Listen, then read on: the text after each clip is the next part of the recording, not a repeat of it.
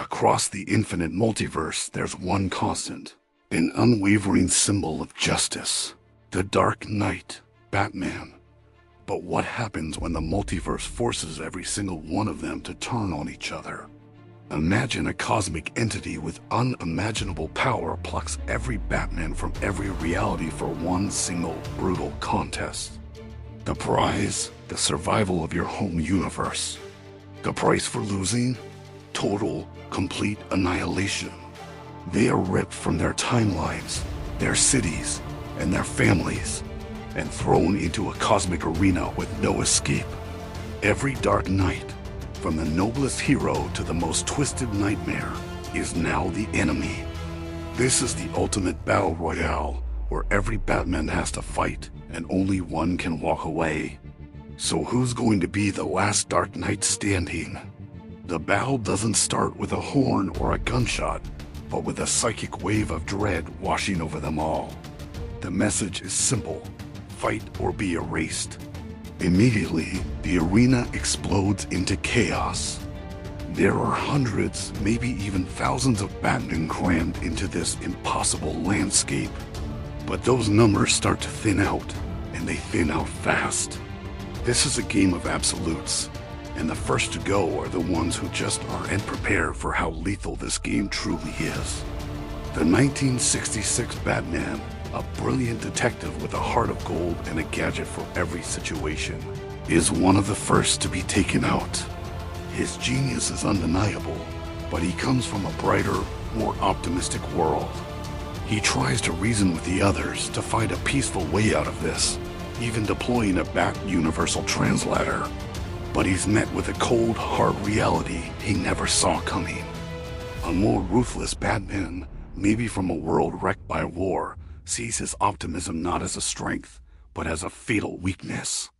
A single perfectly aimed batarang disables his utility belt, and he's overwhelmed before he can even shout, "Holy smokes." Not long after, another Batman falls, and this one is a literal creature of the night.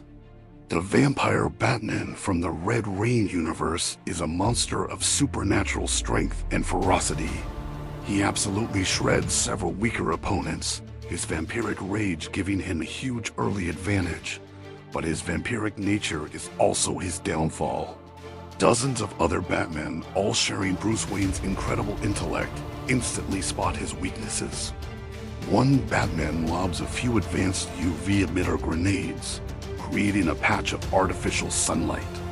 Trapped and sizzling, the vampire Batman becomes an easy target for another, who jams a sharpened piece of debris through his heart, turning him to dust. The culling is merciless. Batmen from peaceful, utopian futures who've never seen real conflict are gone in seconds. Batmen who are too old, too young, or just too specialized for this kind of brawl, they all get wiped out. The arena is a brutal filter, and only the most adaptable and ruthless warriors make it past the opening minutes. Once the first wave of chaos dies down, the battlefield is littered with the cowls of the fallen. The ones left standing are the real heavy hitters, the grizzled veterans, the master strategists, and the ones who aren't afraid to get their hands dirty. Now, the fight changes. It's no longer a free-for-all, but a tense web of deadly duels and fragile alliances. In one corner, two titans of grim determination face off. Frank Miller's Batman from The Dark Knight Returns versus the old armored Bruce Wayne of Kingdom Come. Both are older, have watched their world spiral into chaos, and were dragged out of retirement. The Kingdom Come Batman, his failing body held up by a powerful exoskeleton, commands an army of Bat Knight robots. He's all about order through technology, but the TDKR Batman? He's pure brute force and cunning. He's a brawler who beat a weakened Superman through sheer grit. Their fight is a clash of philosophies. The Bat Knight swarm TDKR Batman, but he uses his tank-like armor and explosives to rip them to shreds. He closes the distance, forcing a one-on-one fight. The Kingdom Come suit is powerful, sure, but the man inside is tired, broken by years of regret. TDKR Batman, on the other hand, is running on pure, unfiltered rage. He exploits a weak joint in the exoskeleton, disabling it and forcing his opponent into a hand-to-hand fight he just can't win. The old master falls, proving that in this arena, raw ferocity beats sophisticated tech. Elsewhere, desperate alliances are forming. The more classic, heroic Batman, the stoic animated series version, the leader of Batman Incorporated, and others who refuse to kill decide to team up. They all recognize the same overwhelming threat, the Batman of the dark multiverse. Led by their horrifying master, these evil Batmen aren't just fighting to win. They're enjoying the cruelty of it all. The heroic Batmen form a defensive line, pooling their resources and brainpower, because they know if they fight each other, these monsters will just pick them apart one by one. The battle is heating up, and we're seeing some of the most iconic versions of the Dark Knight fall. Before we get to the final contenders, who do you think has what it takes to survive? Let me know your pick for the final two in the comments below. The heroic alliance puts up a hell of a fight, but the relentless, coordinated attack from the Dark Knights is just too much. One by one, they get taken down by their twisted reflections, beings that are living embodiments of their worst fears. The Red Death, a Batman with the Speed Force, is simply too fast. The Drowned, a Batwoman from a dark aquatic world, is too powerful. The Alliance shatters, and soon, only 3 figures are left standing in the wreckage. The first is the Batman we all know best, Prime Earth Bruce Wayne. He's the benchmark, the perfect mix of mind, body, and will. He's faced gods and monsters, led the Justice League, and survived reality-rewriting crises. He has studied every opponent, analyzed every outcome, and carries the weight of his unbreakable moral code. He is the ultimate strategist, pushed to his absolute limit.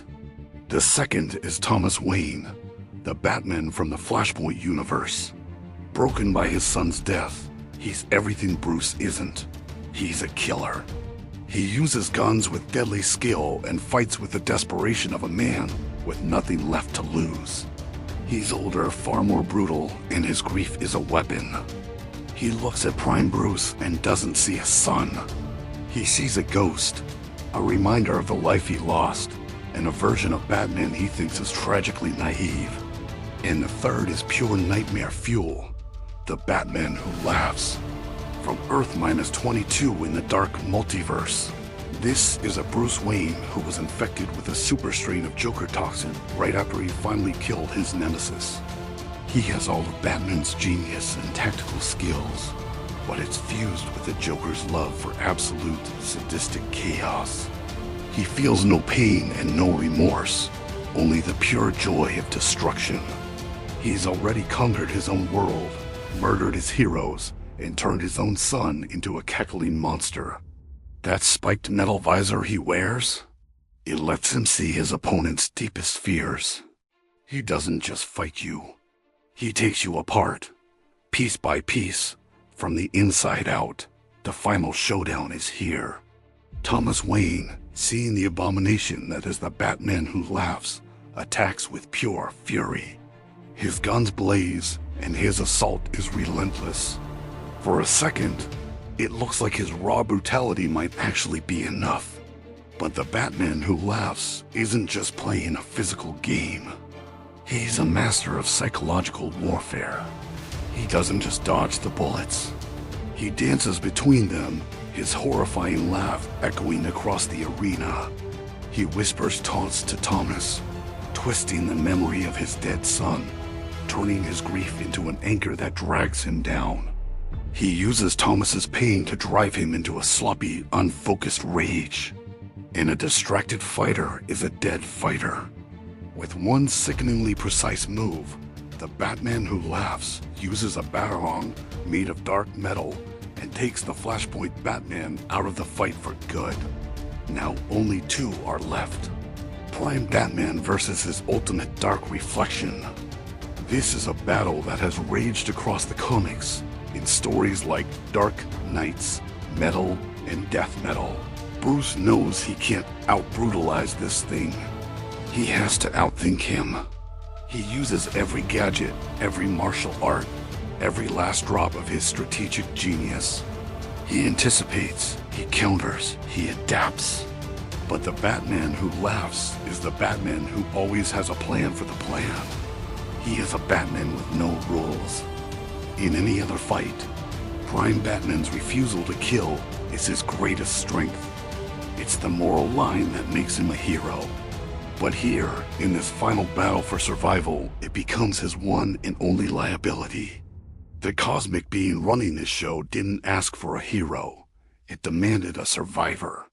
Prime Batman fights to subdue. The Batman who laughs fights to kill. In the final moments, Bruce creates an opening, a clear chance to disable his foe for good. But the Batman who laughs doesn't need to win a fair fight. He just needs a single moment of hesitation. He fakes his defeat, lures Bruce in, and then strikes with a hidden poison blade. It's a classic Joker move, but executed with Batman's perfect precision. As the toxin floods his system, Prime Batman falls, defeated not by a better warrior, but by an enemy with absolutely no limits. The winner, and the last Batman standing, is the Batman who laughs. As Prime Batman fades from existence, the cosmic being makes good on its promise. The winner's universe is spared from annihilation. But the winner's universe is Earth minus 22, a literal hellscape of terror and suffering, born from the nightmares of the dark multiverse.